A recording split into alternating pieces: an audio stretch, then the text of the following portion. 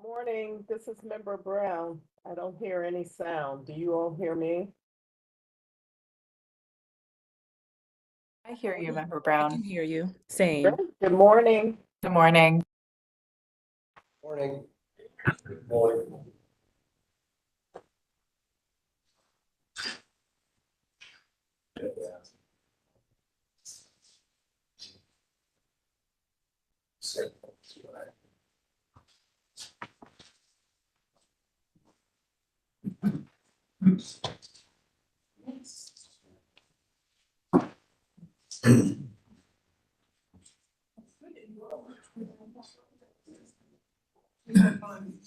Everybody else is online? Yeah, everybody else is online. All right, and I'm scooted down here. Yep, we're all good. Okay, cool.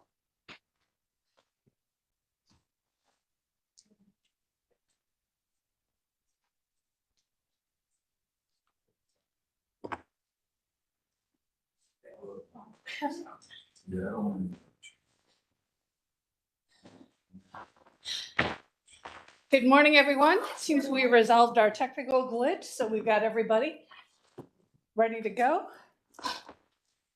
So we'll start by reading the preamble. Thank you. Good morning, my name is Liz Kukla, I'm the Secretary of the Board of Zoning Appeals. I'm going to read the preamble for you this morning. It's Monday, December 4th, 2023. In compliance with notification requirements of the city's open meeting law in section 101.021 of the codified ordinances of Cleveland, Ohio, 1976, notice of this meeting has been publicly posted. All boards and commissions under the purview of the city planning department conduct its meetings according to Robert's Rules of Order. Actions during the meeting will be taken by a voice vote. Abstentions from any vote due to a conflict of interest should be stated for the record prior to the taking of any vote. In order to ensure that everyone participating in the meeting have the opportunity to be heard, we ask that you use the raise hand feature before asking a question or making a comment. The raise hand feature can be found in the participants panel on the desktop and mobile version and activated by clicking the hand icon.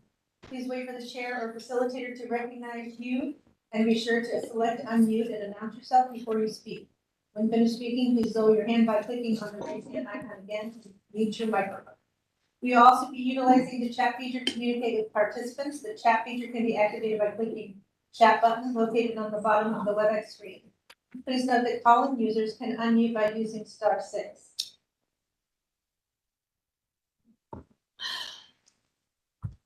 All meeting activity is being recorded via the WebEx platform.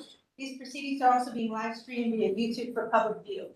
We have provided a link to the meeting for those who wish to speak on a particular case via our website and email. All requests to speak on a particular matter have been considered. We have also received emails from those who have provided written comments on a particular matter. Back to you, Madam Chair. Thank you, Ms. Kukla. Would you like to call the roll, please? Sure. Ms. Roca. Present. Okay. Ms. Holzer. Present. Ms. Wilson. Present. Ms. Brown. Present. Ms. Bates. I am here. Madam Chair, we have a full complement of board members. Thank you. This morning, we do not have any postponements or withdrawals. Okay. And nothing else? Nothing we have to bundle? I don't believe so. Okay. And I've been informed we have no council people present. So we'll proceed with the top of the agenda. Ms. Holzer, if you will read cases for us today. And I think, Ms. Wilson, would you like to do the oath today? I can do the oath, Madam Chair. Excellent. Okay, so we'll proceed with calendar number 23-194, Ms. Holzer. Sounds good. Thank you. Good morning, everyone. Our first case is calendar number 23-194. This is at 1390 West 85th Street. Virgil and Felicia Trent propose to establish use as a garage/storage in a C1 local retail business district. The owners appeal for relief from the strict application of the Cleveland Codified Ordinances as stated in the agenda and the public record, of which there is one. And with that, I will hand it over to Ms. Wilson for the oath. Thank you, Ms. Holzer. I will go ahead and swear in all who are present for this case. Madam Chair, is there anyone in the room present for this case? Okay, yes, there are. So if you folks will come to the table for me, please. And you may have to pull up a couple of extra chairs for yourselves. Do we have anyone online for this case?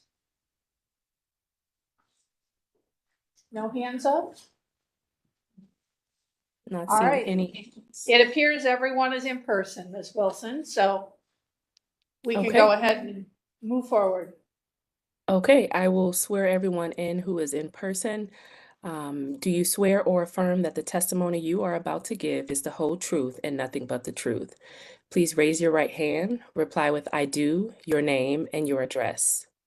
I do, Virgil 10, 1380 West 85th Street, Cleveland 44102. Thank I you. do, Felicia Pence, 1380 West 85th, Cleveland 44102. Thank you. Raymond Triggs, 1369 West 85th Street, Cleveland, Ohio, 44102. I do, Jeff Cohn, 1378 West 85th Street, Cleveland, Ohio, 44102. And Jeff, was it C-O-N-E? COEN. C-O-E-N. Thank you. We do have a court reporter, just for everyone's information. Obviously, she's not present with us, but so we want to be sure that all the names are and the addresses, all the information you're giving is clear and, understandable for her. Okay. Mr. Raymond, spell his last name. PRIGGS. Thank you. Thank you. All right. History of the property? Thank you, Madam Chair. This property was originally zoned general retail in 1929. In 2011, it was changed to local retail business. In our Records Administration Office, we found that in 1946, permit was issued to establish use as a retail print shop. There are no variances on file for this address. In the more recent history, we found that in October of this year, a violation notice was issued regarding doing work without a permit and mention of the roof trusses, I believe, being installed or altered on the roof was a note on that violation. Okay. Thank you. And who do we have for legal here today? Anyone? I don't see anybody. Anyone here from legal online? I don't see Mary Okay, or anybody else from. or anybody else? All right, I'd be happy to. thank you. Madam Chair, members of the board, appellant is requesting a use variance for the requirements of the zoning code. To obtain the use variance, appellant must prove that denying the request will, 1, result in an unnecessary hardship particular to the property such that there will be no economically feasible use of the property without a variance. 2, will deprive the appellant of substantial property rights. And 3, that granting the variance will not be contrary to the purpose and intent of the zoning code. Thank you. Great, thank you. Okay, so Mr. Tent, are you going to be the spokesperson? Yes. All right, tell us what you'd like to do. Okay, so first of all, the building, I have some pictures here. Those, Have they been submitted to our secretary previously? no. Okay, it's fine, we can. Okay. So that's the way it was. This is where we are right now. Okay. So I got copies. Oh, he made Okay. copies, so you can keep that one, or Okay. I'll keep this one, you can have Make it. this for the file. So the building in the past condition was literally crumbling. You know, the side wall on the left side, the roof was a flat roof that was pretty much caved in. So the plan that I have for and that's what I explained to the inspector when he stopped. I want to turn it into a residential, and I have the lot next door where we had a house that we tore down because that was crumbling, and me and my wife literally want to build our house right there with this building becoming the garage of the house, and I have kind of a drawing here what we are planning to do.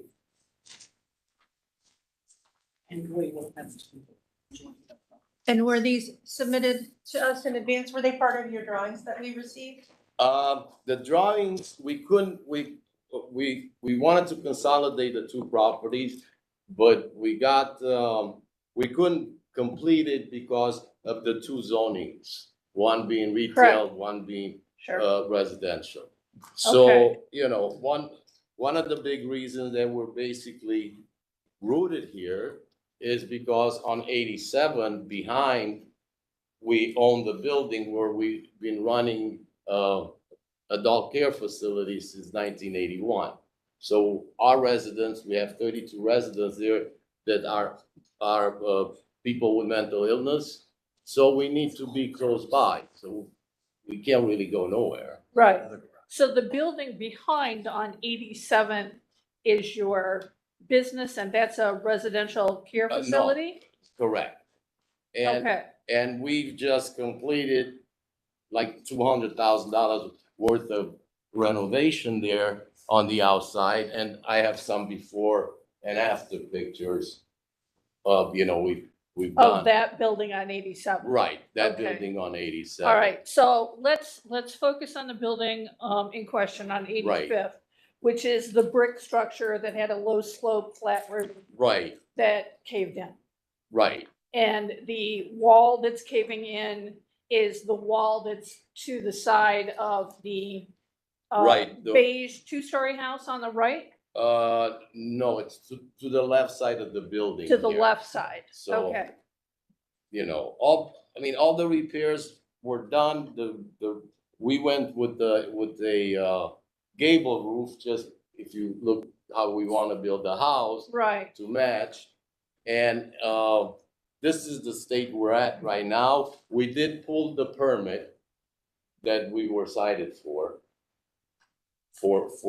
this, but it's still So you started the work before you pulled the permit and right. then got flagged because the building's 'cause- not zoned. I thought, since I didn't realize it was not zone residential. So I thought as a homeowner, I can do the work on it. So the reason I did that this year, just because it was caving down, there was a lot of repair on the cinder block to be done. And basically, I was gonna pull the permit once I get the blueprints with the house, with this together. That was my plan with the permits. But right now, we did pull a permit with the general contractor. And, you know, we're allowed to finish it off because we've got to put the door in the front and everything else. And then when we pull the house permit, we'll incorporate it. But before we do that, we would like the zoning to be changed to residential so we can combine the properties and then submit a full blueprint for the house and the garage together. Okay. We call it a garage, but So basically, the whole front facade is being turned into garage door right, the garage with a door. man door with to the man side door, of it. And which- it's an oversized garage door, it looks like. Right, So, okay.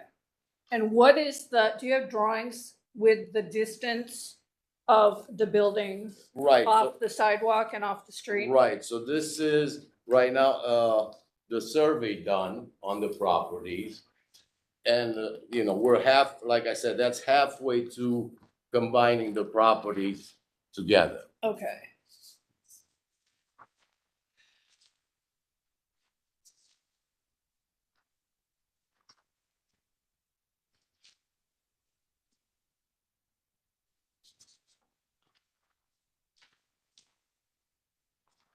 And I believe this is an aerial view. That's the property, because that's only the size of the property we're Mhm. talking. This is a full property. This is only halfway. Okay, so the distance, look at your plan, make sure I'm reading this correctly. The distance from the front of the one-story masonry building, which is the building in question here, to the sidewalk is 12 feet, 0.32 inches. Correct, And the frontage of it is 33.51 feet. correct. Okay. And what's the width of this garage door? 22 feet. 22 feet. And is it, how tall is it? 12 feet or is it going 16 feet? No, 14. 14. Okay. So the width again is 16 feet? No, 22. 22. Is that the building or the door itself? No, that's the door itself. The Okay. building is 29.9. Okay, so it's 22 feet wide by 14 feet high, and that's the garage door itself.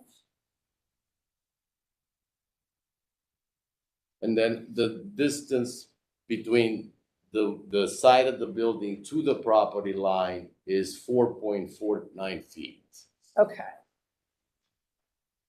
And in the back is 6.22 feet. okay. All right.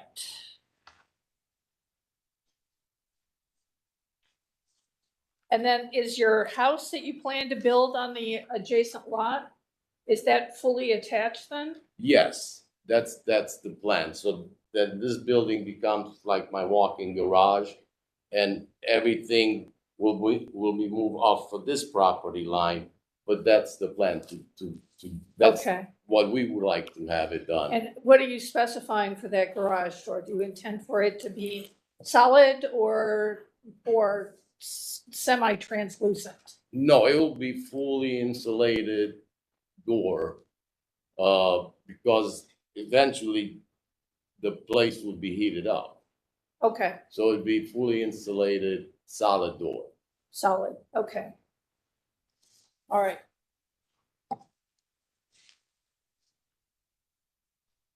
Okay, board questions on that at all? Did you get all those dimensions?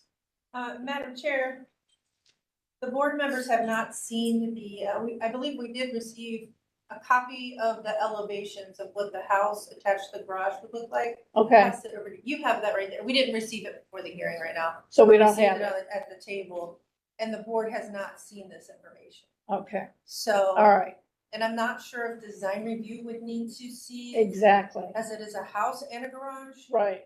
Although the house, we're not making any decisions on. No. That's- No, we're not, but it is gonna be attached, so. So are you So, thinking we need to yeah, the postpone? board has not had a chance to see what this garage will look like. As if that was only submitted to us today. Okay, all right. So, Can we just change the zoning until we get ready to? well, that's the issue, ma'am, because all of my board members are virtual and you didn't submit this in advance. Typically, these documents need to be submitted like last week so that they could be input, so that all this documentation goes out to everyone to be able to see it.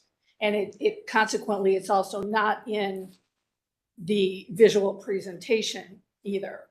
Okay. Okay. Because we submitted that thinking that that's gonna be enough for us to be able to change from the commercial to. Right, To So it doesn't- residential, which this is the next plan. right, exactly. Right But we now. didn't get your plans, you didn't get your plans into us last week.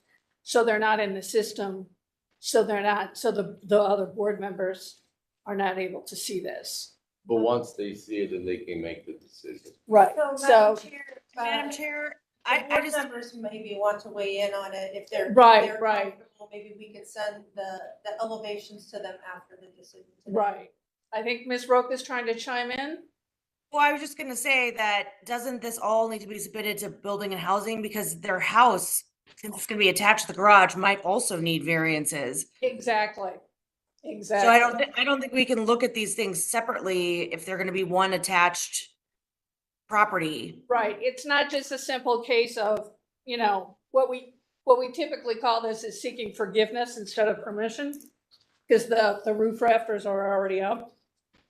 But we didn't have the information and it's also a little more complex than that. Let me ask you two gentlemen, why are you here? Because we are neighbors, Okay, and Basically, there's no use for that being a commercial building. So you're, okay, so you're in support? Yes, we are in Okay. support. Exactly. Okay, In support of the zoning Okay. change. all right. All right, so board members, would you like to have postponement on this so that documentation can be submitted and dispersed to everyone, so you have all that information for review before we move forward?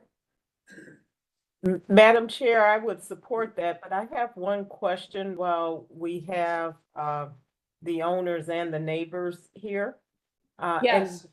And what was the use of the one-story building prior to Mr. Tent doing the restoration and, converting it to a garage? Yeah, because in 1946, it was Right. listed as a print shop. So, Clearly, that wasn't, so we've got the building in 2012. okay, So we basically just put stuff in it Storage. We just until garage. the roof fell, so then we couldn't use it for that either. And yeah, then, and what was mentioned before, so in order for us to submit plans to building and housing and go to that process, the parcels have to be together. So, Sure. So We're not at that point yet. so Okay, for them to be together, they both have to be residential zoning. right, okay. all right, Mr. Trent. So the question that I have, if you were just using it for storage and you own the commercial property behind the building, maybe you stored stuff from there or just stuff. In the future, you plan to not store it or use it for commercial for your building, but really just for your residents? Well, it's zoned retail, so I can only use it for retail. I cannot use it for storage, I cannot use it for garage. But you were using it for storage. I'm just asking, what's your intent going forward? Well, my intent going forward, since like I mentioned, the business we have right behind that we need to be in close proximity to it, we want to build our house there. So since the structure's already there, we want to attach the house to that building. And because it's only half a lot, it's really not a full lot altogether. And then that becomes our house with an attached garage. Okay, But the Thank you. garage, the intended use going forward for the garage is personal use for your personal vehicles. Right. No business to be conducted out of Correct. it. I'm curious why you're making it oversized. It's already built that way. Okay, It was. all right, just based on the size that it is. Yeah. And Yeah, that I mean, it's already built that way. Just, that's fine, just curious. Anyone else? Ms. Wilson, Ms. Roca? Ms. Holzer? Madam Chair, I am hearing that, so the application is to use it as a garage or storage, but the testimony I'm hearing saying it's going to be used as residential. So that is just not resolved for me. If they're Right. not using it for a garage, do they need a variance to have a garage or storage? Well, the plan is to use it as a garage once we can unite the properties and then submit plans to build a house with it as an attached garage to the house. And it's basically gonna be our personal house. Right. And so it's going to be a residential garage as opposed to, storage for a commercial property or something like that. Am I understanding that correctly? Yes, because there's really nothing we need to store with the residential care facility there. There's just, everything there is at the building. So we just actually put personal stuff in there. We have, excuse me, sir, we have Mr. Riccardi with his hand up. Please. Mr. Riccardi? Yes, this is Richard Riccardi. all this talk of a future house on another lot that's not yet consolidated, it's interesting, but it's not really relevant to the variance that's being asked for today. It seems like what the appellant is presenting is step three or step C, when steps A and B have to be taken first, namely submitting an application for the complete project, which would include a consolidation. Right now, you got a building on its own lot in a zoning district that does not allow the building to be used for storage as the primary use. That is the variance here today. Now, and it seems like, and you know, with all due respect, but the appellant is asking you to grant that variance and stating that in the future, a house is going to be attached, and he's going to put his Chevy and a couple rakes in there. But that's in the future, and that's not before the board, and it hasn't been reviewed by Building and Housing. An application hasn't been submitted for that. One fact to this is the appellant has split the application so he could finish the work on the vital structure of this garage, because it, as you saw in the picture, was falling down. We granted that application with no use. So, and that was a separate permit, and that's done. So the building, either it has been or can be restored to safety so it doesn't fall down and can be repaired. Maybe that's been done already. I would just submit, if the appellant is saying that he doesn't need the storage until he builds the house, then why are we here today? It could be left without a use. I just don't think that we can talk about over 50% of the project that would require also a lot consolidation without having an application and an adjudication for that part of the project. Thanks. Thank you, Mr. Riccardi. I think that is insightful, and that we're probably a little ahead of the game here. So I agree with what Mr. Riccardi is saying, and we don't have an intent to get an occupancy permit or anything as is right now.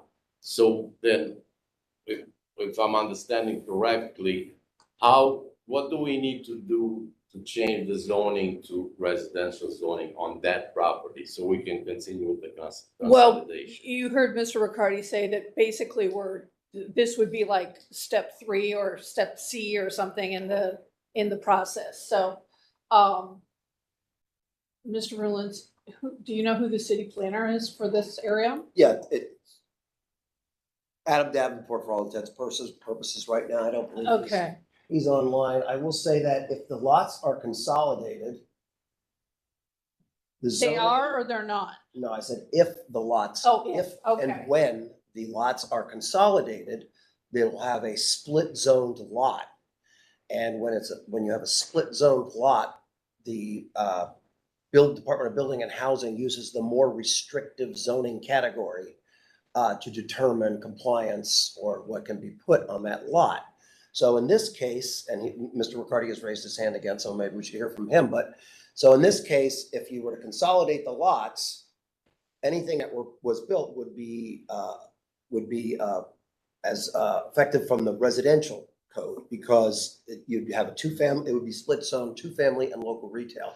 And the 2-family is more restrictive of a zoning district, so it would effectively become a 2-family zoning, which is how the Building and Housing Department would review any new proposals for that consolidated lot. But Mr. Riccardi is the expert on that, and he could probably testify. So we're back to you, Mr. Riccardi.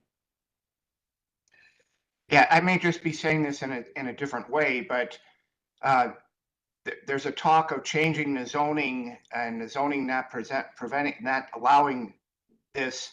But I did want to point out that residential use is permitted in a local retail district. So there's no need to change the zoning per se. if he wanted to consolidate that lot, he could do it right now. If he wanted to submit an application for a residence attached to that lot, there would not be a use issue with the garage used as accessory to the house. There wouldn't be a use issue, and probably in all likelihood wouldn't even need a variance for it. But Right. as I say, that would pending an application which would include a consolidation. Thanks. So So the appellant just has a quick question, I think maybe to you, Mr. Riccardi. So my surveyor did the survey on both lots, and what he told me that when he wanted to send the application to consolidate the two lots, he was not allowed to do it because the different zoning. So that's why we stopped with the consolidation. And when we put the permit for the roof and the door, they told us, we give you the permit to finish with no use. You cannot use it for residential. Right, right. You got a permit to get it to what's called to safety, which Yeah. means you can replace the roof and you can secure. Right. But they said we cannot use it for our own purpose. Right. Unless we have a retailer going in, which that's not what we Yeah, want that's not to what do. you're gonna do. Yeah. So it sounds like, Mr. Riccardi, first step is to get those lots consolidated, right? That is correct, definitely. Okay. And All right. I don't know who said that the application couldn't be submitted, but as I said, residential use is allowed in a local retail district. Okay. We don't have Adam online, do we? No. Okay. All right. And the lots, as far as I'm aware, and Mr. Riccardi can chime in on this too, and I think even Ms. Kukla, I've never heard of anything where you can't consolidate two lots of different zoning. I mean, we have it happen, as far as I know, all the time in the city, which is Right. why we have a lot of split zoning cases in our zoning map, because that's what happens when you combine two lots, and we don't take the extra step of actually going to council and rezoning a particular parcel, because we usually don't do what is considered spot zoning, which is just to change Right. the zoning on one particular parcel for a particular use. We only rezone when we're doing larger areas, like, considering an entire neighborhood or something like that. So there's absolutely no reason that they couldn't consolidate the lots first. And then, as Mr. Riccardi said, depending on how your house is laid out, you may not need any variances whatsoever. Right. I'm only going by what my surveyor said, because I gave Yeah, him half so the money for the we survey. have building and housing with us, Mr. Right, Riccardi, okay. so. He makes these determinations. Right, he is the person who is And gonna guide you. Can we, as a next step, get these people connected with Adam? Sure. And I was so, under the impression that Adam had reached out last week, but I was not here Friday, so I don't know Okay, if that all actually right. happened. did you have any conversation with Adam Davenport from City Planning? I don't believe so. Okay, as a next step, I want you to get in touch with him. He's the neighborhood city planner for that area.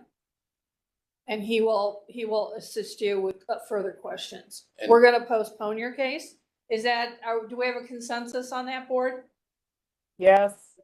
Yes. You might, Okay. Yes. Madam Chair, you might ultimately want to actually withdraw. I mean, he doesn't have to do that today, but it makes more sense if he's going to consolidate the lots, just withdraw this application Good and then point. submit, for the building permit application, once they're Right. consolidated, Or of the that. house joined to the garage. Okay. And then they'll figure out, then when Mr. Riccardi reviews it, they'll find out if they even need a zoning variance, which they Right. may You not. may not. And A quick question. So when we consolidate the properties, then it's gonna be one residential, right? Or? No, it'll still be split. It'll- It'll still be partially zoned local retail, and two-family residential. But as Mr. Riccardi pointed out, a house is permitted in a local retail district. The difference, it's a small difference here that I'm not sure that we're communicating properly, is that you wanted to do right now what you're submitting is a standalone garage, not attached to anything. That is not a permitted use in the Right. local retail district. But when you attach a house to the garage, it then becomes an accessory use to the house. And that is permitted in a residential and local retail district. I So believe- it's kind of a fine distinction and it's a legal thing. So it's a little bit confusing, but that's I think what we're I getting. believe that was a misunderstanding between the inspector that stopped us and I, because I said, well, this is my plan. I want to build my house next to this and this will become my garage. So Sure. that's when garage work came in there. Right. So I think So- that. so that's So the if problem. we back off a little bit and sort of readdress this in a different direction, Right. then you may not even have to come back to us. And, well, what's Mr. McCarty's first name? Richard. Oh, Richard. And he's with, so I can have my surveyor contact them. He's building and housing, Okay, It's the city zoning administrator. right, the city zoning administrator. But we want you to get in touch with Adam Davenport right, so he can sort of right. guide you through this. I don't like to send anyone away without having a next step for you with some assistance. Right, and I So- appreciate it, and this will help, because if this is the cases, then, I'm sure we can continue with the Right. consolidation and. So I think if you'd like, we'll take Mr. Ruland, because this is our chief city planner. We'll take his suggestion if you'd like. You ask for a withdrawal today rather than a postponement. Okay, And then you get this sort of worked out, and okay, then you may or may not have to come back. well, I think that would put us 2 steps ahead. Yes, exactly.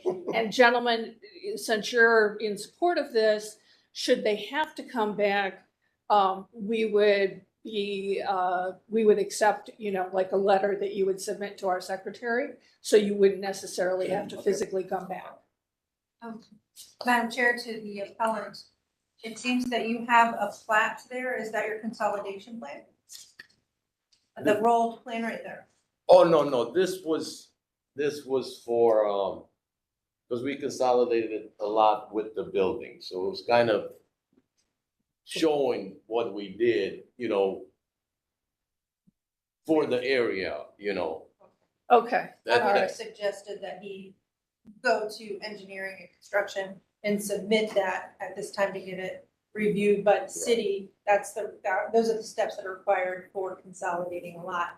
If you had that ready, you could do that today, but. No, that would be my surveyor's job. So this was just that, just to, because, we literally, on the building property, since we got it in 96, we literally spent $1 million on it. yeah. Okay, so we're gonna give you these back, or do you want these at this point? I have copies. You have copies. So I'll give you these back so you can keep a file. And if you'd like to request a withdrawal, Yes, like to request that we, so how do we do that? you just say that. Board, we're gonna grant a withdrawal, okay? On calendar number 23-194. We'll send you off to see some other people. Perfect. And you may not have to come back to us. And if you do, you know us already, so. All right. All right, Well, thank thank you you. very much, Thank thank you you. both. Thank you. Thank you. Do not steal them. Yeah, no. All right, we'll let Maurice get back to his desk, and then we'll move on with calendar number 23-196. Have a nice day. Thank you. You as well, Thank you. thank Good you. luck.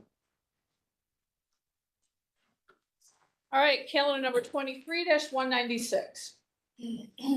Good. Our next case is calendar number 23-196. This is at 17408 Schenley Avenue. Tom Jarbo, owner, proposes to erect an 18-foot by 13-foot split level. I am not sure how to pronounce that word. Womanized. Thank you. Womanized. Womanized. Otherwise known as pressure treated. pressure treated vulcanized wooden deck attached to an existing single-family residence in an A1 one-family residential district. The owner appeals for relief from the strict application of the Cleveland codified ordinances as stated in the agenda and the public record, of which there is one. You learn something new with every case. Thank you. Exactly. That's why I'm here. And with that, I will hand it over to Ms. Wilson for the oath. Thank you, Ms. Holzer. I will swear in all who are present for this case. Do we have people present in the room? We do, I think, Hi, yes, we have, I'm Tom Jarbo. okay. We're Okay, gonna have I will Wilson swear you administer the in. oath. Yep, I'll administer the oath. Do you swear or affirm that the testimony you are about to give is the whole truth and nothing but the truth? Please raise your right hand, reply with I do, your name and your address. I do, Thomas Jarbo, 17408 Shenley in Cleveland. Okay, thank Marie you. Jarbo, 17408 Shenley Avenue, Cleveland. I'm sorry, Alright, what is was there- your first name again? Marie. Marie, okay, thank you. Do we have anyone online for this case? Okay, it appears not. All right, back to you, Madam Chair. Thank you so much. All right, history of the property?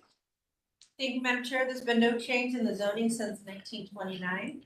In our Records Administration Office, we found that in 1952, permit was issued to erect a one-family brick dwelling.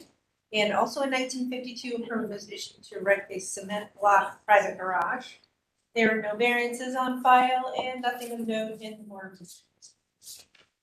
Great, thank you.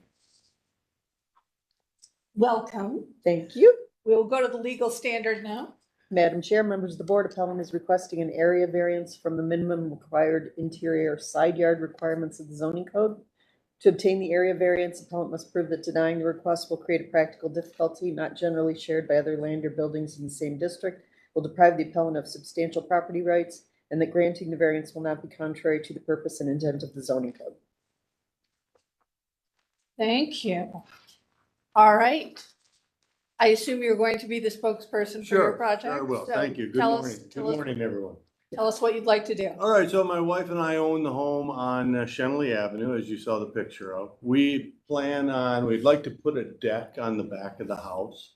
We hired a professional deck builder to come up with the design and then also submit it to the Cleveland Building Department for permit. That company received approval to build the deck except for what we're talking about today, which is the deck would end up being 2 foot from the lot line versus we found out that the requirement is 10 foot from the lot line. Now, what we are planning to do is to put a deck, just a conventional deck, off the back of our home, which will be contained within the size of the home. All right, this is not, I wouldn't call it an oversized deck. It's just that our house itself is 28 foot wide and the lot is 40 foot wide. And the house is 1 foot from the property line. So what we intend to do is make sure that the deck is 2 foot from the property line or confined within the back of the house. I must admit, I was a bit surprised when we ran into this, only because what we are proposing to do is a very common situation within the North Collinwood area. Many of our neighbors have decks which are much closer to the lot line than 10 foot. So when we got started with the project, I was surprised about it. But understanding that we ran into this, we wanted to make sure that we were following the correct procedure. We did talk with each of our neighbors, the neighbor that it's closest to, the neighbor next to us on the other side, and also the neighbor behind us who owns the 2 houses which abut our backyard. Each of those neighbors have submitted a letter of support to this board. Okay, thank you. We have those letters, Ms. Kukla? Yes, I believe Mr. Rollins may have them as well, if not here is. That wasn't quite, you scooched me down. So now I have to.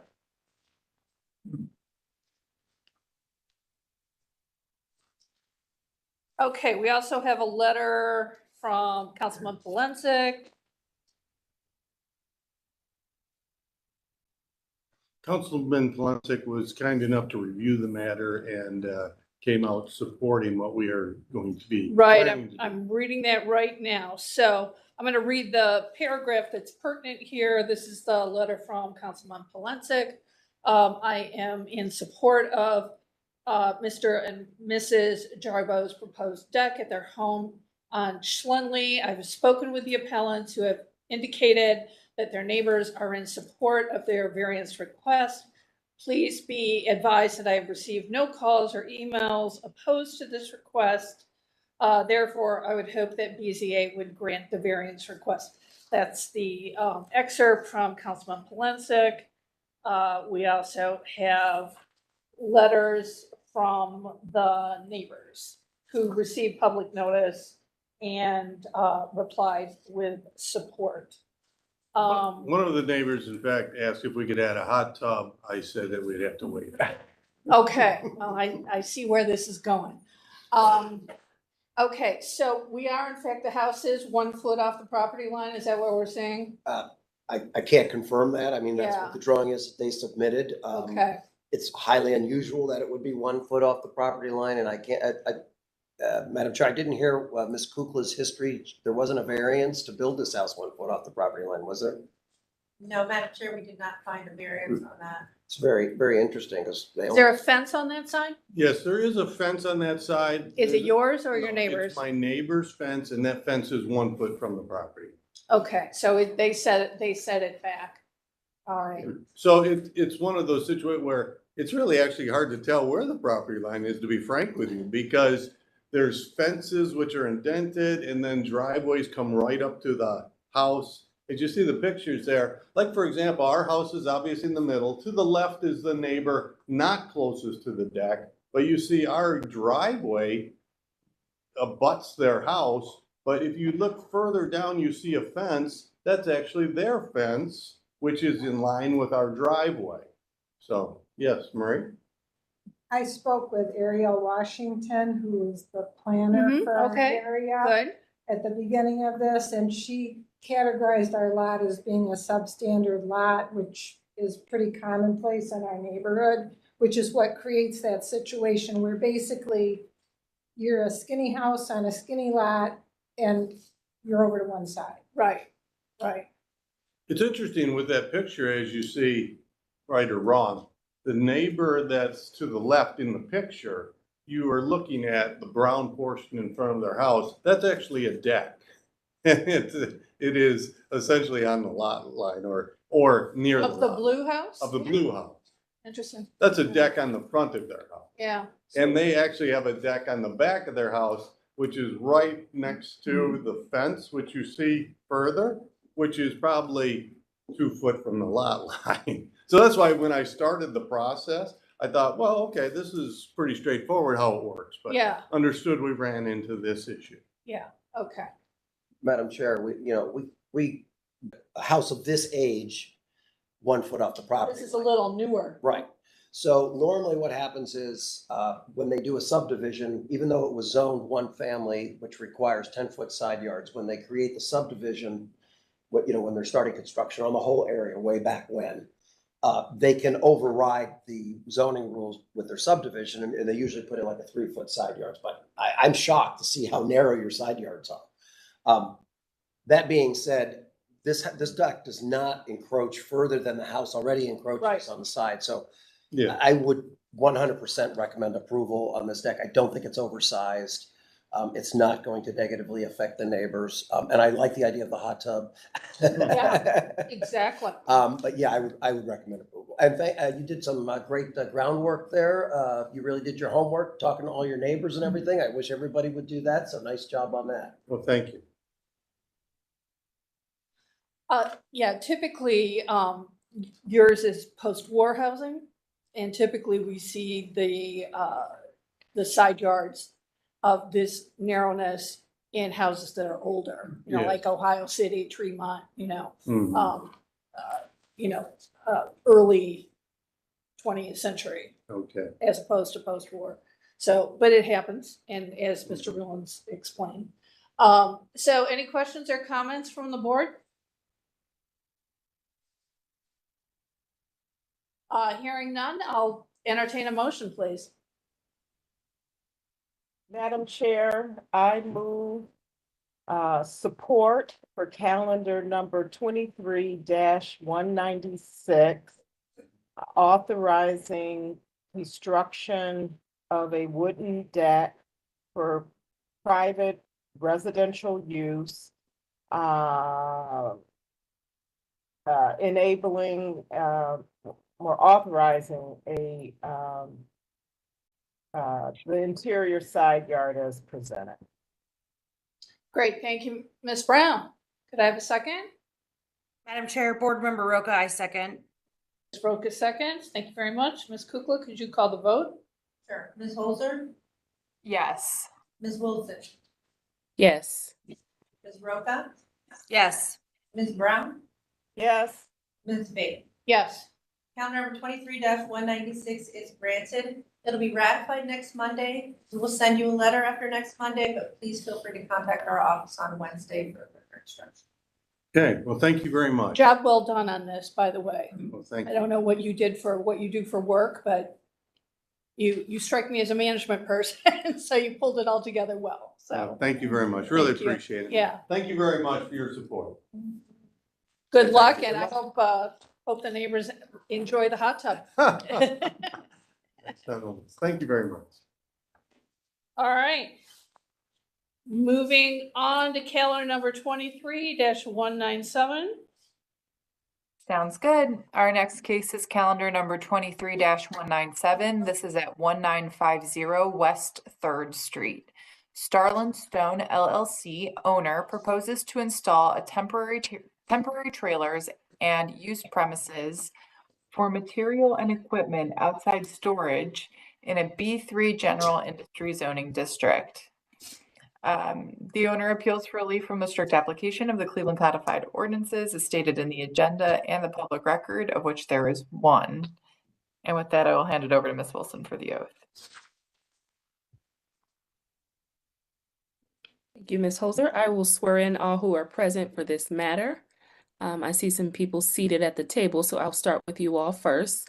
Do you swear or affirm that the testimony you are about to give is the whole truth and nothing but the truth?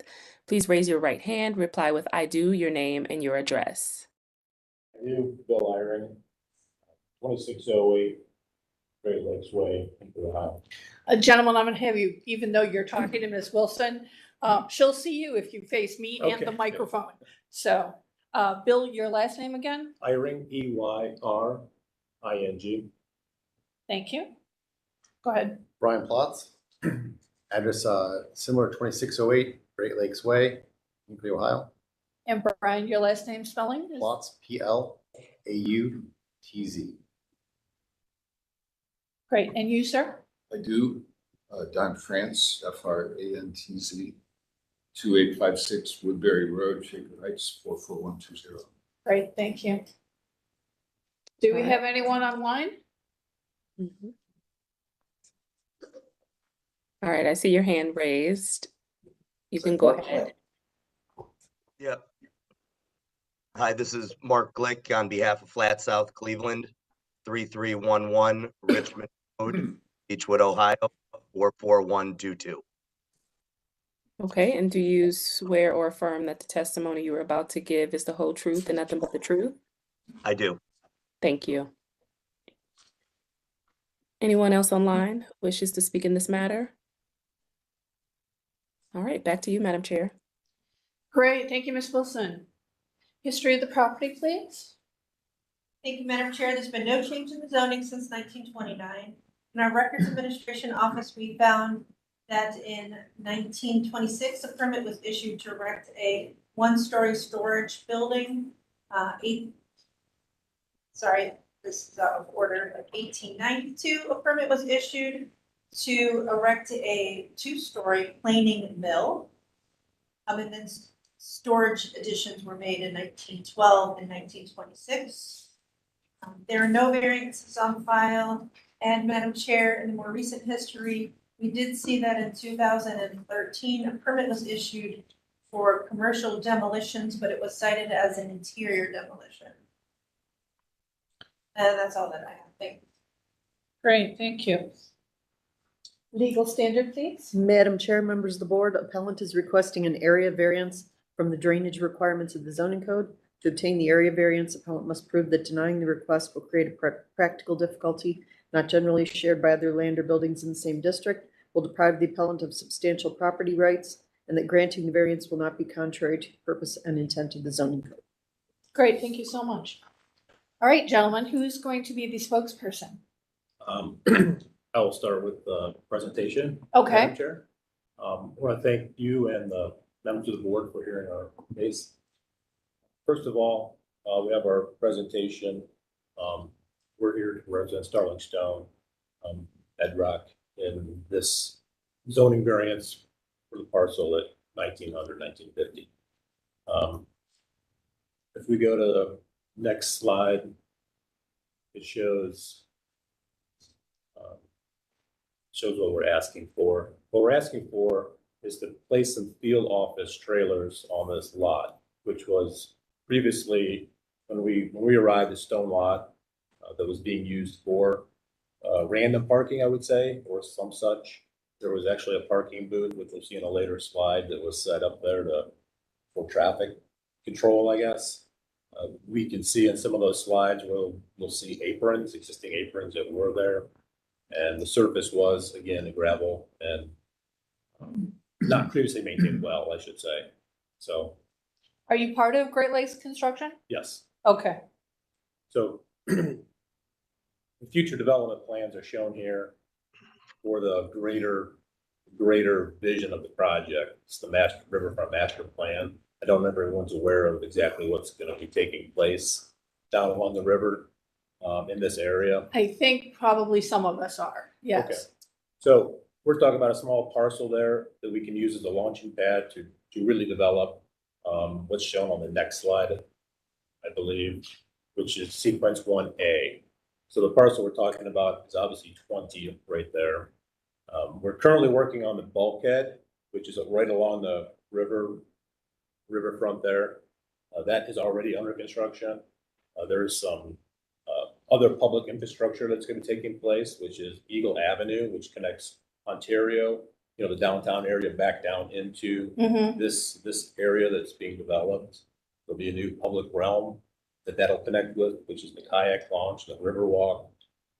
And parcel 17 and 18 is shown there. One is for a new cab storage facility, which is going to be being constructed. And 18, which is where the Cleveland Clinic plans on, or has plans to build to support that as well. So, all this is kind of locked in with where we can set a base of operations to further move this construction effort forward. So, we didn't really have a lot of options there. So this lot is owned by them. So we want to take advantage of what appeared to be a gravel parking lot just to set up a place where we could have our offices and our, that type of parking for our employees and some of our construction employees, So the temporary trailers are essentially going to be your work trailers? Yes. Your on-site Yes. offices? Offices. And how many are you going to have? Well, we'll have 2 to begin with, one for the Great Lakes Land Development Team. There'll be another smaller trailer for the inspection service company that will be Okay. there. And then as the project continues, we'll see a build out of some more trailers, probably up to 6. Up to 6. When we go vertical. Okay, all right. There's a lot more, Right. lot more. Right, you're going to have a lot more trades on. Yes. Is that going to be adequate for 6 trailers and parking Yes. for the staff? Yeah, there's more than enough room to handle that staff. Okay, then and how is it drained? Right, so if we can move on to a couple more slides here, we can talk about that. This is a timeline of the master plan. I don't know if you. Well, I'm very excited about the kayak launch. So, Okay, yeah. great. So, Well, So what are you looking at for in terms of completion and how this is gonna flow? well, you know, the framework was approved back in May of 23, the master plan approval. Mhm. So then we move into sequence 1A, the planning and approvals. Those were taken care of. And then sequence 1A, infrastructure permitting. We're getting through the permitting phases. So the bulkhead was permitted, the demo and grading permitted. We have to take down an existing bridge there on Eagle Avenue. Yeah, right. The Stones Levee Bridge. That's getting permitted here, hopefully by the end of the year. Okay. And then a pump station needs to be relocated, and then the kayak launch will be permitted and constructed. And that aligns pretty well with end of next year. End of next year? Yeah, middle of, it starts middle of the summer, hopefully. Okay. Late summer. So That's the- completion end of 24 or early 25? I would say, I mean, I can't exactly commit to those timelines. Sorry, but that's their portion of it. The contractor that will be building the other two buildings is a different contractor. Okay. And that's why we suggested that 3 years would be adequate to support the use so that we don't have to come back halfway through the process. Okay. So they may be pretty well along with their initial, most of Great Lakes' work is preparation of the site. Right. And the surrounding infrastructure. But we wanted to come and be upfront about what we need one time. Okay, excellent choice. So what are you anticipating as you're given everything else that has to happen? Everything. What are you looking at for your end of use date for this? Felt comfortable requesting 3 years. Okay. If it's less than that, so be it. Right. If we can find alternative locations, so be it.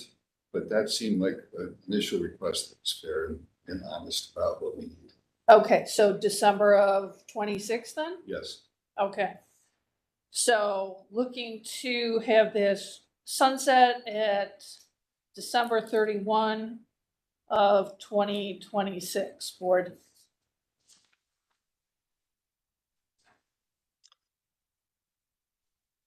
Okay. Anything else? Well, so here we Yeah, turn. moving along. Yes, if there are any other questions. So, we went ahead and we looked at some of the factors that you may be considering, listed here. Mhm. So we answered those, to the best of our ability. So for example, we were asked whether the property will yield a reasonable return, or whether there can be a beneficial use for the property without the variance.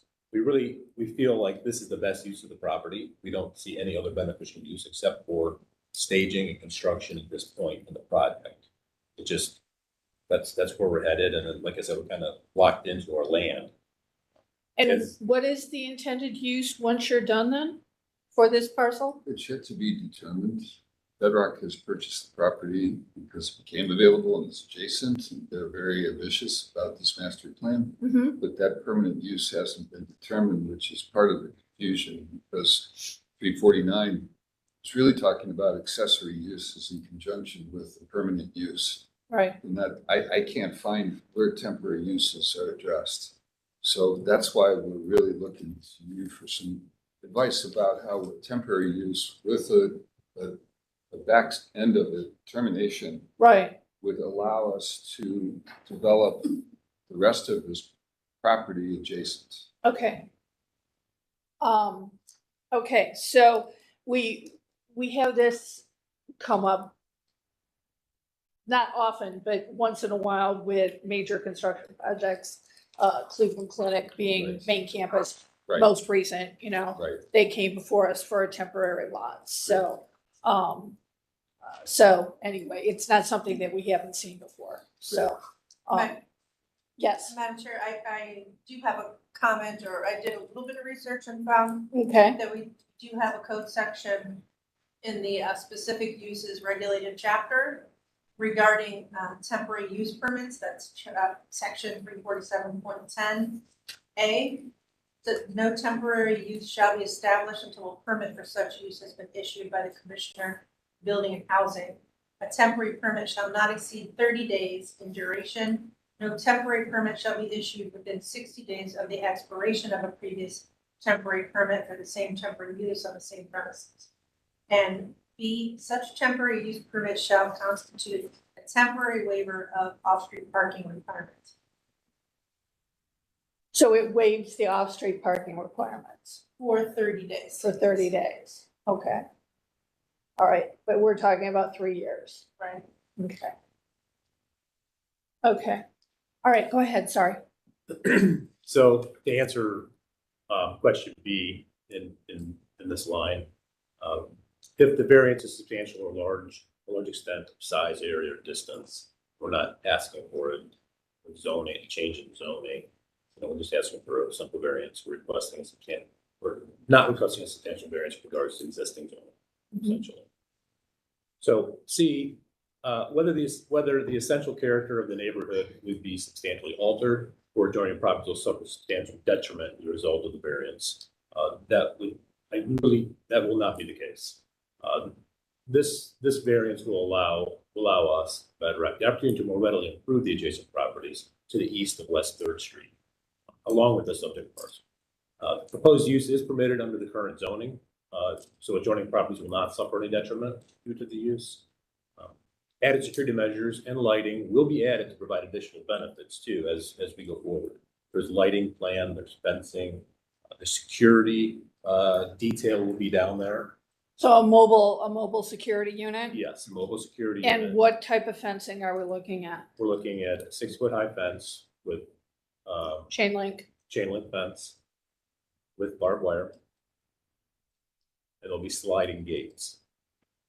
Not, Barbed wire, the angle type or a spiral? it's angle type. Okay. And screening. And screening. The black poly? Yes, I think we're green. I think it's what we pick. We can pick black. We can pick whatever color. Okay. Would suit the board. Okay. All right. So it'll look much better. It'll be much safer. We've been down there earlier, in the year before we even arrived, and there was a lot of activity down in that area. It's kind of a quiet little spot. And Is this are you gonna need to put silt fencing around this? yes, we will install silt filter stock around the perimeter. We installed. Okay. We'll see in some slides coming up. We've done some cleanup and installed some barrier wall. We're restricting the runoff. Okay. The surface will all be permeable, which is more sustainable than Right. hardscaping, Yeah. which we've done in the past for certain EPA regulations and projects we've done where permeable is more desirable in a lot of applications. Yes, it is. Yeah.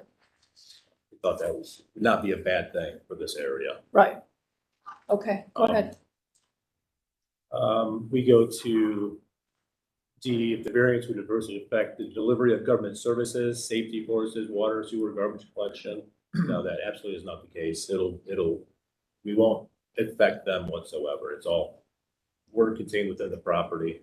Again, we won't be discharging more water or anything off-site. We won't impact the garbage. We're gonna have porta potties on this parcel? We would prefer to connect into the sewer system, and we've talked to the sewer district. So do a trailer with actual bathrooms Yes, in with it? actual bathrooms. Okay. And actual city water.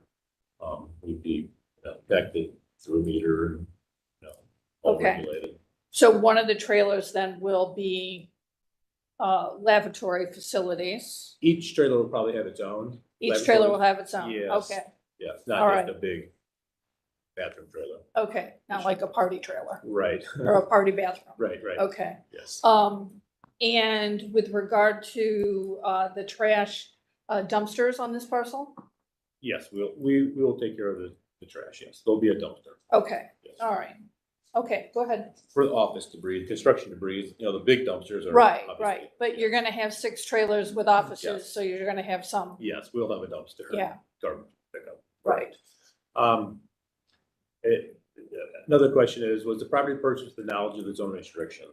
Certainly not. I mean, that was not known because as this was previously used for parking and there were established aprons and entrances, we never thought that we would be in violation of any zoning restriction or variance. So that's, it didn't come up. Right. It was not a thought, quite honestly. It seemed to be Okay. perfect for what we were doing.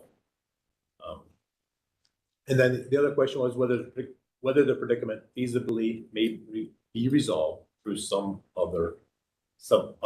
besides a variance. And it doesn't appear to at this time. We don't see any other way around this. And again, as Don stated, we weren't even sure 100% required, but we wanted to be doing the right thing and go through the process with you, and just be forthcoming and make sure. You might we're in line. interrupt just on that point, please? Yeah. So I want to be sure we answer that question carefully, because it's been suggested, there's been dialogue with staff. It's been suggested that, well, if you would just pave the property, you wouldn't have to come for this variance at all. So that would be the alternative solution. It's been my experience from a lot of years of project management. I was project manager for all of Flats East Bank. We cleared everything, if you recall that project. It's not uncommon, and I'm glad to hear that you've had previous experience with the clinic. They would love to put their trailers on paved surface.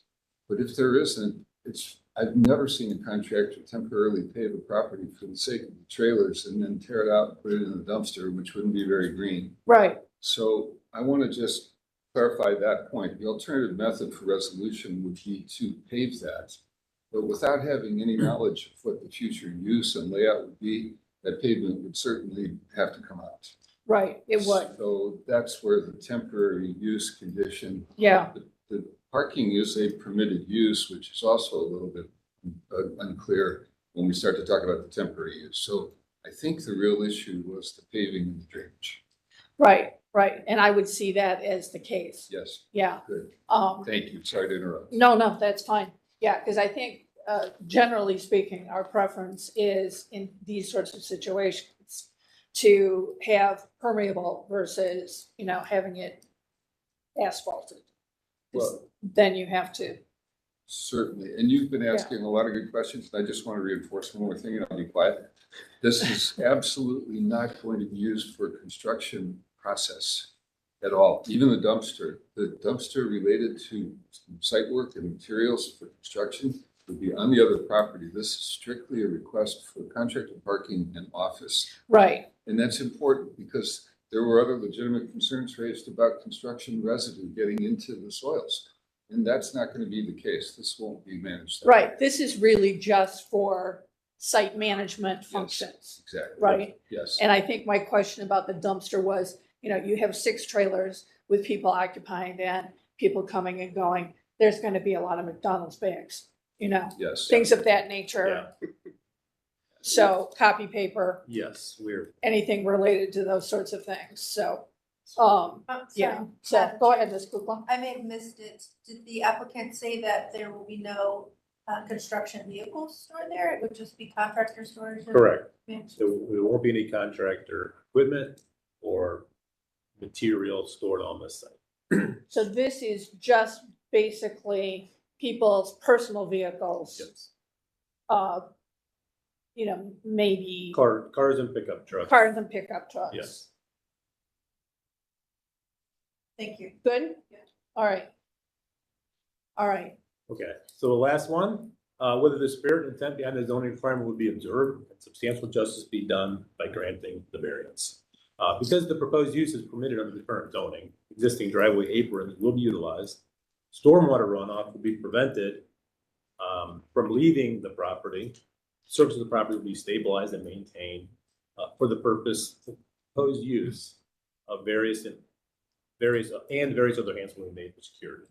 So we feel the spirit and the intent of the zoning requirement will be observed. And I know we're not all familiar with each other, but I personally am, I will certainly be in charge of this site, certainly for now. And I'm extremely particular about cleanliness and how things look, how well they're maintained. I mean, if we can move to the next slide, we can start to look at some of these. This is the piece of parcel in question outlined here by Stones Levy and West Third, and then at the back by Central Avenue. This is the property as purchased. You can see there a large gravel lot with a car, truck, something going on in there. And if you look closely, you can see some aprons. Right. Do we have anything that's closer in, or can we zoom on that so we can just get a sense of where the aprons are? I'm trying to think if my aerial was better, I can't remember. No, you can't really see there either. Here, I'll try to zoom in for you. I think there's some Did pictures you in mark them there. on the other plan? Yeah, there's I pictures. think here. they're marked. I think they're on, Come and draw. That's yeah, they're on a plan here somewhere, don't Yeah. remember. Next one. There it Yep, is. right there. Okay, all right. I just want to make sure all the board members are able to see the site plan with Yeah. the aprons marked in. If you could, it's kind of hard to see here, but you can see where their traffic was going, and we chose to place our aprons, our entrances, if you will, in the same look, and openings in our fence. The main apron we'll be using is the one off of West Third. The other two, we put a gate there just because there appeared to be aprons there. So, well, we'll put a gate there. If they're needed, they're needed. If they're not, mostly what we'll be using is off West Third. That apron is, it's pretty massive. We're only having 20-foot openings, 20-foot gates. Okay, so the gates are gonna be 20 feet. Yes. Okay. And you said those are sliding, right? Those are sliding gates. That is correct. Sliding gates, so they're powered. They're not Powered. powered. They're manual? They're manual, but they're sliding gates, which Okay. are, they're just nicer looking. They operate better. You kind of can picture in your mind what that looks like as opposed to a, swing gates, which kind of hard to, Right, particularly if they're manually operated. yeah. They get, That's a lot to swing. yeah. Okay, and what's the width of those aprons? Those aprons are at least 30 feet. They're huge. They're definitely plus 20. Okay, Some of them are in the range of, what was there was 40 feet. they must have been bringing construction vehicles in there, huh? Yeah. And the concrete barriers that we saw in the actual picture, Yeah, can we, are those staying? yes, if we back up one more, you back up one more, please? Yeah, this is the lot when it was purchased. So this is how it's being used. This is how it looked. Kind of a little rundown. You can see the parking booth in the background there. There's like a check-in. Oh, yeah. It looked like a check-in at the main apron, which we're utilizing. So that's kind of what we started with. Okay, And this is what we've done. So we've regraded it. We've removed all the trash. We've removed all the growth that was just, wasn't very appealing. We installed new barrier wall all along to control public use. Essentially, it was just as right, public use. right. Is fencing going inside or outside the barrier? Fence will go inside. Inside, okay. Yeah. So that's good. So you'll have that bit of protection Yes. should anyone feel inclined to try and Right. vandalize or break in. Correct. They have to get through the barrier and then the fence. So Right. yes, that's the intent. All right, You can see there's another picture of what we've done so far, regraded. This is actually after a bit of a rain, these last couple of photos, I believe. You can see a little bit wetter. So it's graded, there's no puddling, there's some fresh gravel that we've placed, and they'll all be done in the fresh gravel in the background there. is that, what gravel are you That's a using? 57 limestone. 57 limestone? Yes. Okay, As a great, top dressing. okay, 304 for okay, subgrade perfect, surface. yep. And again, this is just showing a aggregate surface. Not a lot of details on this because it just gets a little cluttered. There's Do some- we have a plan that shows where the trailers are gonna be sited? Yes, right there is the next slide, shows the trailers for, and the office parking. It shows sort of the direction of travel. Great, thank you, Maurice. They're new trailers, they're all skirted, Oh, they're all skirted too, Yes. excellent, yes. okay, It's not gonna look shabby. okay, good. All right, anything else? There was some question about signage that was brought up. There'll be a sign on the trailers themselves just to help direct, visitors. more for wayfaring sort of purposes Yes, and not. company identification, so Correct. people who are reporting Right. know which trailer Correct. to go to. No big billboards, nothing obscene, Okay, nothing to take away from the area. all right, great. I don't.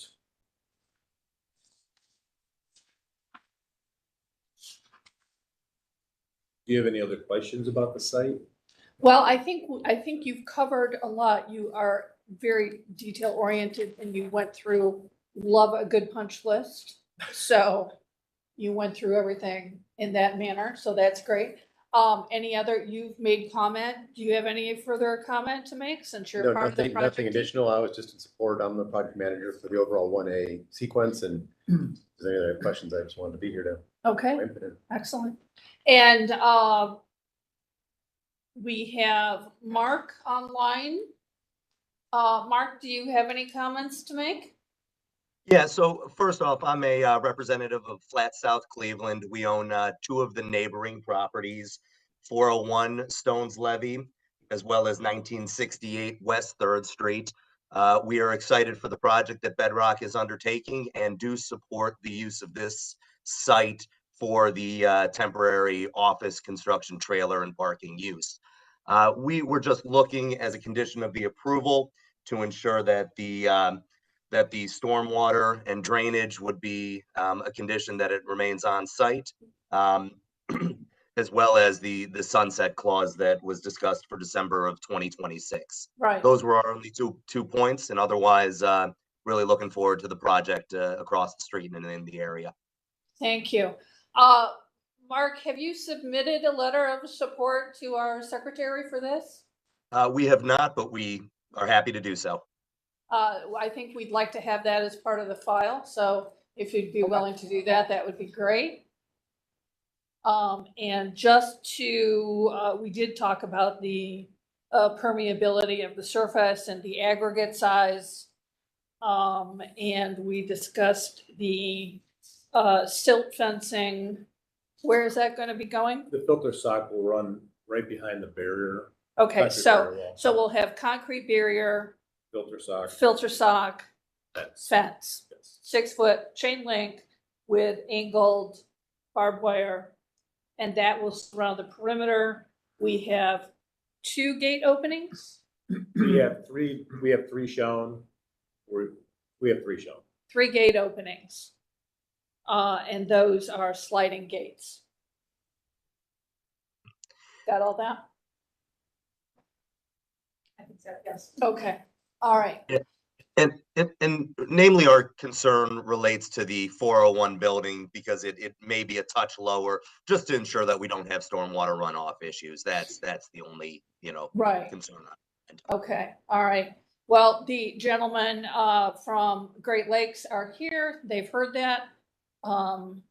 We will ensure that. And Brian's on site, right? Part-time. I'll be on Part-time. Part-time. So, all right. Great. Anything else from the project team? Only that, on behalf of Bedrock, I'd like to just reinforce that the schedule really only showed near term, but the intent was to show that subject to the approvals that are needed for a lot of things that are upcoming very soon, there is quite a bit of urgency, and this is a really important project for the community and for the project. Yes. So I just would hope that it sounds like we're getting close to a solution that allows us to proceed. A delay would be very difficult right now. So thank you for allowing me just to mention that. Absolutely. Yeah, I think the scope of this project and its anticipation is understood. Thank you. City planning? Yeah, I have a prepared statement from Director Wong that I'd like to read into the record. Okay. City is extremely supportive of the upcoming bulkhead work. A much needed improvement to the riverfront. There will be a temporary construction site located on the parcel known as Parcel 20 adjacent to the construction site. However, the team is seeking relief from the code requiring paving, detail, drainage plan, driveways, or aprons to the site. The code requires the accessory parking lot to provide parking spaces and be surfaced with concrete, asphalt, or other acceptable paving materials maintained in good condition. Parcel 20 has not been shown in any plans, including the Cuyahoga River Front Master Plan for a future use. I am concerned about permanently entitling parcel 20 to allow for a gravel parking lot without proper drainage or driveways, and feel that entitling this without a plan will set a precedent across the city. I urge the board to give a time limit for what is to be a temporary gravel lot rather than permanently allow parcel 20 to have a gravel parking lot. Parcel 20 is adjacent to the proposed kayak launch and boardwalk. If a time-limited variance is not legally able to be granted, then the team ought to comply with the zoning code as required, as this will be for a significant time, approximately 3+ years. And that was Well, from and- Director Wong. Thank you. We did discuss the sunset of January 31st, 2026, so. Right. Do you feel like that would, I guess it's up to, I would ask Mary, our law representative, if we, or maybe Ms. Kukla, I believe we've instituted time limits on these things in the past. we have? And as long as we're able to do that, the director is fine with Yeah, I granting think it as a this is- temporary parking lot. This is a longer sunset than some of our more recent cases. Right. Although we just did recently do one in a similar situation for the Cleveland Clinic. Right. We know that these kinds of uses are needed to facilitate these really large construction projects. So, I mean, I think the city's main concern is what Director Wong said, was that, you don't want to entitle a gravel parking lot in perpetuity. Exactly. That's the main Right. thrust of it. And I what she was think, trying to say, and I think they've answered all of that. yeah, I think we understand that, Right. so. Anything to add, Ms. Kukla? No, just that I will definitely include that code section if the board so chooses to grant that Yes. temporary use today. And that's code section 34710 A and B. Okay, 34710 A and B for your reference, gentlemen. Okay, questions or comments from the board at this time?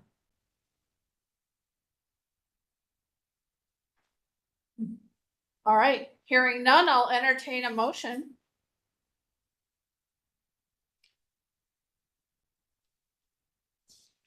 Ms. Roca, are you Sure. formulating are you crafting one? I can go, I can move forward with that. So, Madam Chair and board members, I move that we approve calendar number 23-197 based on the testimony that we've heard today, that the appellants plan to install a temporary gravel storage lot for work trailers on the property. They will maintain up to 6 trailers on the property. The motion is conditioned on the date of December 31st, 2026, that the gravel lot will only be maintained for temporary storage of work trailers for 3 years through December 31st, 2026. And further, the lot will not be used for construction materials or equipment, and that the appellants will also comply with code section 347 and ensure that stormwater runoff will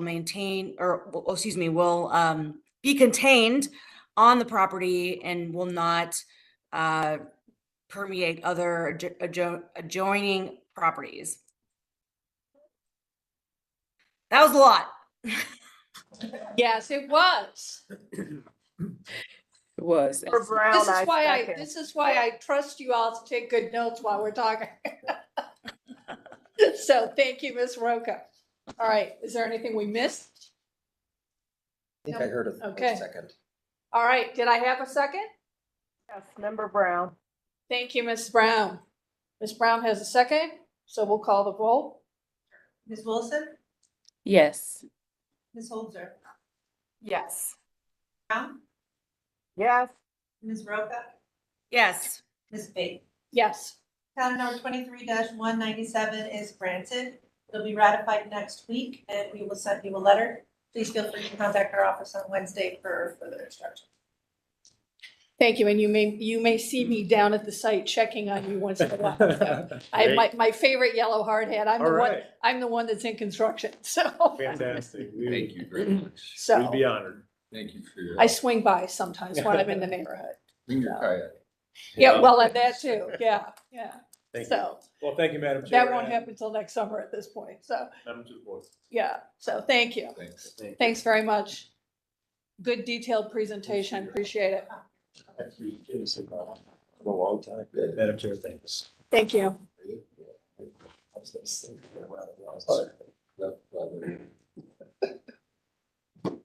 Thank you. Thanks, Maurice. All right, moving on to calendar number 23-198. Our room is cleared. Do we have appellants online for calendar number 23-198? All right. So we have online, an online appellant, Ms. Wilson. All right. Ms. Holzer needs to read first, though. Just wanted to Okay. make sure that we were gonna move forward on this. Our next case is calendar 23-198. This is at 2022 West 45th Street. Bentley Books LLC owner proposes to change use from residential to office use in a two-family residential district. The owner appeals for relief from the strict application of the Cleveland Codified Ordinances as stated in the agenda and the public record, of which there is one. And with that, I will hand it over to Ms. Wilson for the oath. Thank you, Ms. Holzer. I will go ahead and swear in all who are present to testify in this matter. If you could please turn on your camera, unmute. You will raise your right hand, and I will ask Maurice to give us the oath on the screen. Sorry. Thank you so much. No worries. Do you swear or affirm that the testimony you are about to give is the whole truth and nothing but the truth? You raise your right hand, reply with I do, your name and your address. I do. Lucas Steib with AODK Architecture in Lakewood, Ohio, representing here David Ferrante and Bentley Books LLC at 2341 Scranton Road, Cleveland, Ohio. Okay, thank you. Is there anyone else who wishes to speak in this matter? All right, back to you, Madam Chair. Thank you. Lucas, is it ST, your last name? STAIB as in boy. AIB. And who was the second client that you're representing? Bentley Books LLC, whose owner is Dave Ferrante. Dave Ferrante, thank you. That's what I wanted. Mm-hmm. And do we have a letter on file with our secretary that you are authorized to speak on their behalf? We should. I sent one in. It was Okay. notarized. Yep, Yes. we have it. Thank you so much. Okay, history of the property, please. Thank you, Madam Chair. There's been no change in the zoning since 1929. In our Records Administration Office, we found that in 1932, a permit was issued to erect a store addition to a dwelling. 1979, a permit was issued to rehab a single-family dwelling. There are no variances on file and nothing of note in the more recent history. Okay. Madam Chair, members of the board, appellant is requesting a use variance from the requirements of the zoning code. To obtain the use variance, appellant must prove that denying the request will result in an unnecessary hardship particular to the property, such that there will be no economically feasible use of the property without the variance, will deprive the appellant of substantial property rights, and that granting the variance will not be contrary to the purpose and intent of the zoning code. Great, thank you. Okay, Lucas, if you'd like to go ahead and tell us about the project. Sure. Our client, Dave Ferrante, who owns Bentley Books, purchased this single-family home because of its location in proximity to two other commercial buildings on Lorraine, 4517 Lorraine and 4601 Lorraine. Both of those he has plans to renovate. Actually just got word that we will likely be receiving historic tax credits for those two buildings. So we're excited about that, and Dave's excited about those projects. Well, one will be 4517 will be a guitar store part of Guitar Riot, which is an existing retail entity that Dave has a partnership. But the part that pertains to the single family home is the basement of that building, which he plans to store his entire book collection. Dave also owns Visible Voice Books, which is currently located in Tremont and has plans to move to 4601 Lorraine later once that construction is underway. The purpose of the house at 2022 West 45th Street is purely just a office use, and this is for processing online book sales. Dave liked the fact that it was connected by the alleyway to the two retail buildings that he has plans to renovate, and he wanted to maintain the house as is, just purely applying for an interior demolition permit to open up some walls, and as part of that, changing the use from single family residential to office use. Okay. I can address some of the concerns, I guess, right off the bat that were mentioned. Dave has, initiated the community. He always likes to make sure he's doing good for the neighborhood and not taking away from anything. So he's not proposing any exterior improvements to the home. So the exterior appearance will remain the same. There is no existing on-site parking. So he's assuming that the employees that will work there during the day, normal 9 to 5 business hours, will take up approximately 2 street parking spots. And if there is any more parking needed for that particular use, he has a retail parking lot in between the two buildings that were mentioned before that are connected by the alley. I think one other concern that may have come up in discussions with the neighbors was just ensuring that it was never going to be a Airbnb, and Dave agreed to that as well. It sounds like if you're gonna do interior demo, it's gonna be very open concept and would lend itself to an Airbnb or other housing anyway. Is that correct? Correct. Yeah. It's chopped up into I think 2 or 3 bedrooms right now, and the goal is just for it to be wide open, as flexible as use as possible. Okay. Right. Did we have any letters of statement in support or opposition for this? Madam Chair, they're on screen. Oh, thank you. And on here, the blue stars indicate where the neighbors reside that submitted the letter. Oh, that's nice. Very So helpful. they're Thank you. nice and close proximity. Yeah. Interesting parcel. It is. It's a tight little lot. Yeah. You mentioned his, the parking situation and the retail parking spaces that he already has that exist. How many spaces does that lot have? Or is it- I would say approximately 15 to 20. Okay, all right. The lot needs to be resurfaced and repainted, so there's not an accurate way to get a count, but I would say approximately 15. Okay, great. All right, city planning? Maurice Rowland, City Planning. To be honest, this sounds like the perfect kind of use to put into a neighborhood that we often think about. I know that, when we're currently in the form-based code pilot project that we're developing. Right. And these are the kinds of uses that we see that would be permitted in the middle of a residential neighborhood. I mean, they have really low impact. You're only going to have a couple of employees. Nothing's coming in or out of it. They're going to be on the phone most of the time, just and computers processing orders. So I fully support this use. And a very challenging parcel of land.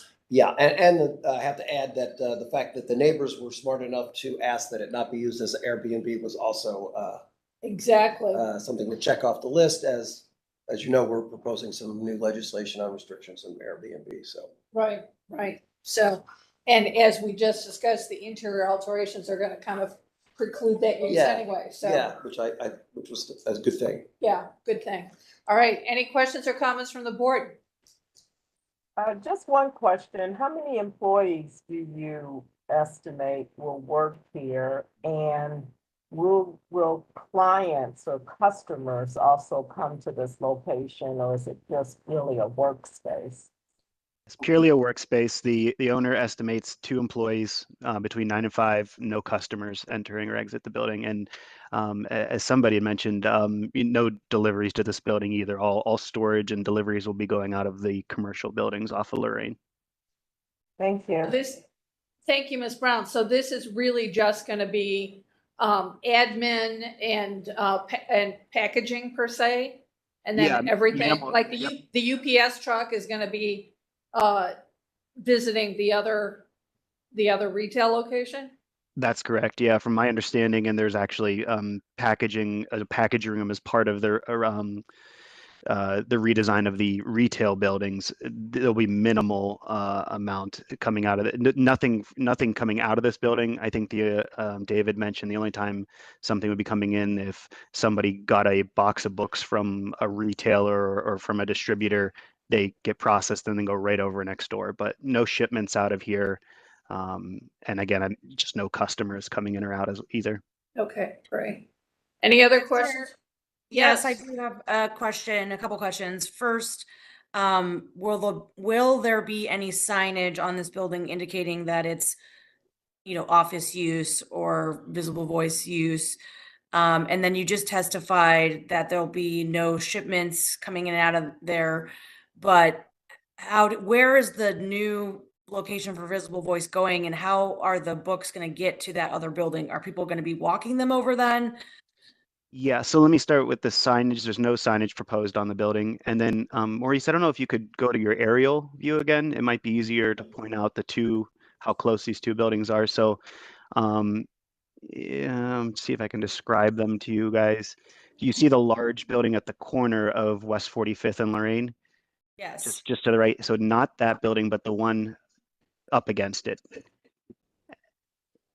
Hold on. No, you're good. You guys are familiar with the area. The Arsenal Brewing or bar is right there at the corner. Yes. So the building up against that building, which you can see is just slightly lower than the Arsenal building, but right up against the Arsenal building. There's actually a truck in the parking lot that we're discussing right now. Okay. So the plan is to have storage in this currently single-family home. No storage there. All the storage is in the basement of the building that is right next to the cursor. Ah, I see. Okay. Thank you. The home is purely employees processing the books that exist in the building next door. Got it. Okay. That answers my question. Thank you. Sure. All right. Anything else? I was confused by that as well. I had written down basement for storage of voice books. That's why My apologies. Yep. Thank you, All Ms. the Roga. storage Good will be happening next door. Okay. So the house is just, and no branding signage on the outside, so that's good.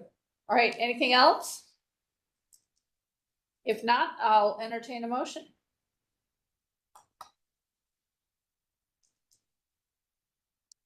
Madam Chair, go ahead. Nope, go ahead. Go ahead. Okay. I would move to approve calendar number 23-198 based on the testimony that we've heard today. All right. Could I have a second, please? Madam Chair, Board Member Roca, I second. Thank you, Ms. Roca. Ms. Kukla, will you call the roll or the vote, please? Sure. Ms. Holzer? Yes. Ms. Brown? Yeah.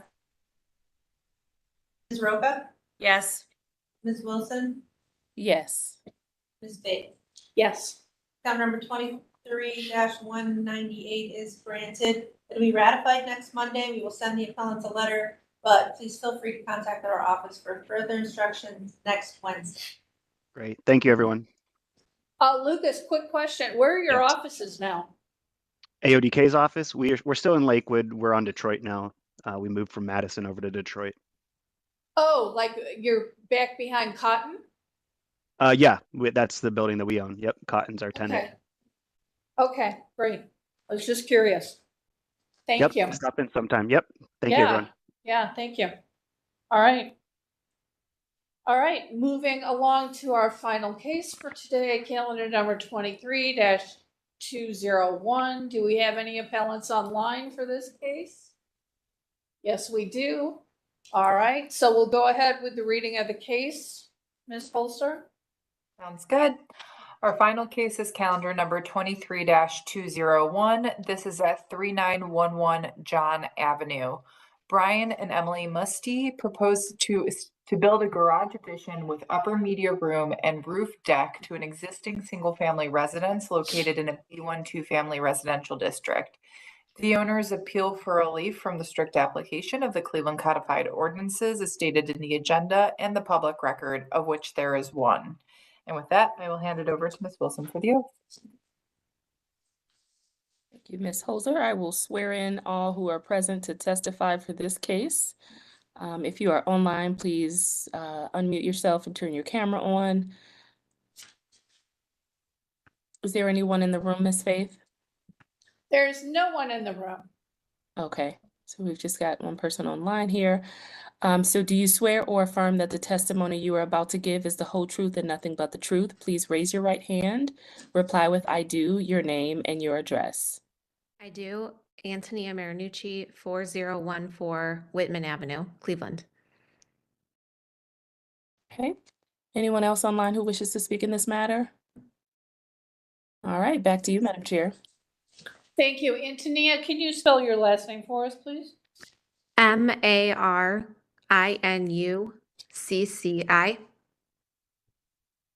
Great. Thank you so much.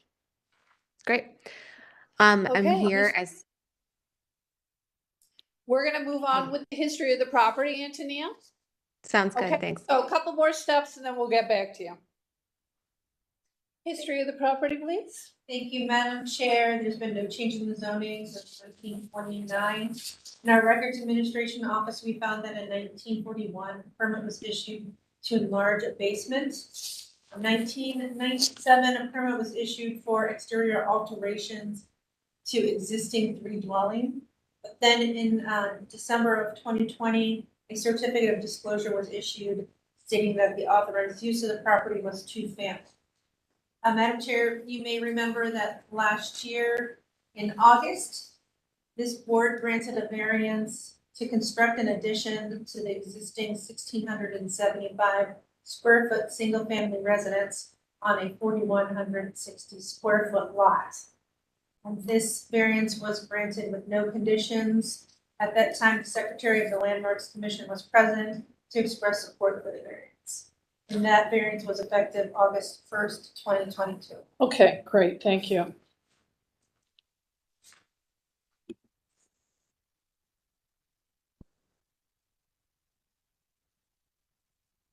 Okay, we'll go to legal standard, please. Madam Chair, members of the board, appellant is requesting area variances from the minimum rear yard setback and maximum allowed density requirements of the zoning code. To obtain the area variances, appellant must prove that denying the request will create a practical difficulty not generally shared by other land or buildings in the same district, will deprive the appellant of substantial property rights, and that granting the variances will not be contrary to the purpose and intent of the zoning code. Great, thank you. All right, Antonia, now if you'd like to tell us what you want to do. Thank you. I am the architect on the project, both the first phase that is wrapping up now, as well as this phase 2. My clients, Brian and Emily, purchased the house in 2020, substantially renovated and did an addition on the rear, kind of 2/3 of the house, including kind of like this breezeway massing at the rear with the intention of adding an attached garage and family room above the garage at a later phase. And now we're at that phase. So we are, I think in the history, it was said that we did receive a similar variance, I think, for the size and lot ratio here. The house is on a pretty typical Ohio City lot. It's substandard in width. We're very close to our neighbors here in Ohio City. And Brian and Emily are have already done a substantial investment in this property on their current phase, and are hoping to be able to build this garage addition so that they can continue to enjoy the property and plan for it to be like a long-term home for them to eventually have a family and raise here in the city. We went through the landmarks review process already, received certificate of appropriateness from them, and had submitted the plans to building and housing over the summer as well. So we are kind of here at our last sort of phase to get approval prior to permit issuance. Okay, first, let me just say, did you submit a letter indicating from that you are authorized to speak on behalf of the clients? I'm not sure if we did for this. I do not see one. Okay, we do not have one on file, so you'll need to submit that to us. Can I retroactively, or do you need me to? Yeah, continue? we just need to, we'll take Oh, okay. testimony today. Okay, But great. since this is your second time back to us, you know, we generally know that you are, but. Yes, I was gonna say, if we didn't have it this time, I'm sure we did last. Yeah, with the as a previous point of time. record, we'll want to have it on file.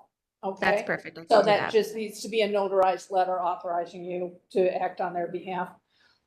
Great. And explain to us the height of the proposed structure. Where is the garage loading from? Looks like it's rear. Rear, yeah, we keep going. And the specifications for the garage door. Sure, let me just pull it up to make sure I have the right. One of well, first, the garage loads off of John Court. So in this portion of Ohio City, we have pretty much uninterrupted street frontage on John Avenue, and John Court is at the rear of the property, and a majority of the homes are served for their parking needs on the back side of the property. The height, the Landmarks Commission was very adamant that the height of the garage not exceed the height of the main house. And we are, hold on, let me just make sure I'm looking in the right spot.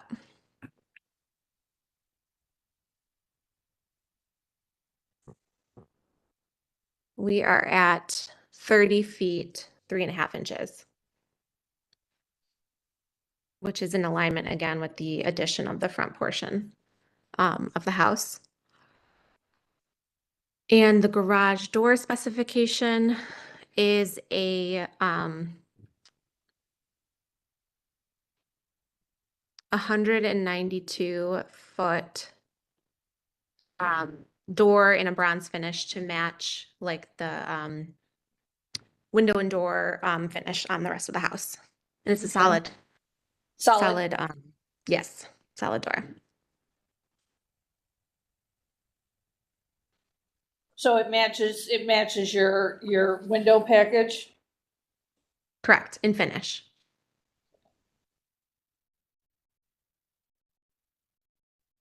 All right, walk us through the floor plan a little bit, please. Sure, if you could go to the sheet that has that on there.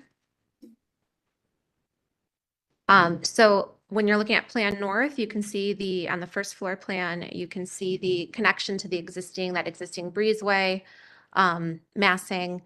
The first floor is a pretty typical 2-car garage.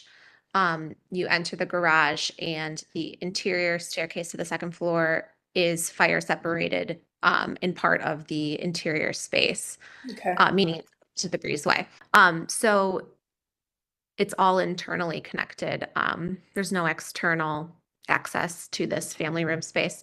And then you can see on the second floor, powder room, some storage, kitchenette, entertainment space. It's really meant to kind of displace the fact that they will not have the ability to do a finished basement because the age of the basement doesn't really allow, and the ceiling heights down there don't really allow for finishing to livable conditions. So this is meant to sort of displace the use of finished, family room space. And then the third level is the roof deck, or, covering from the elements as you get to the top of the steps. And it also houses the mechanical closet that conditions the entertainment room below. And then opens up into a roof deck, half of which is covered by, or I guess like a quarter of which is covered by that roof structure, the gabled roof structure on the top. So did I see on the second floor is just a half bath? Correct. Okay. And did you have to spec a fire? I should say not the breezeway to the garage. Well, it's the door at the garage. The breezeway is open to those stairs. Okay. But there all is a right. rated door at the garage. I drew the fire line to include that staircase so that the entire interior structure is sealed and fire rated from the garage space So- itself. Okay, so the whole structure you did. Yes. Okay. And what's your setback off the side yard? It is a continuation of the existing. So let's see here. I have 3 foot on the west side and 2'4" on the east side. Is there fencing on either side? Not owned by this property. There is a fencing to the property to the west. Okay, and do either of those neighbors have garages? No, they do not. They do not. Not the immediate Okay. neighbors. Okay, all right.